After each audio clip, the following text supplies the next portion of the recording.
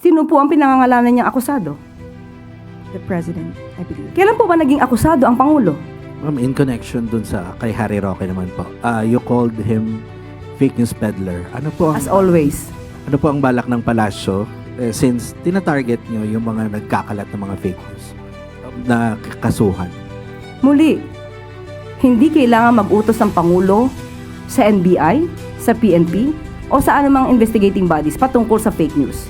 Kapag nakita po nila at alam nila na fake news ang pinapakalat, kailangan lamang po itong imbestigahan. Hindi raw po dapat si Presidente ang nagre-report dahil Zaldico accused the President of being involved in the anomaly. And I quote, paano paniniwalaan ang proseso kung ang akusado ang may kustodiya sa testigo? Kung ang akusado ang may... Kustodiya po. Sino po ang pinangangalanan niyang akusado?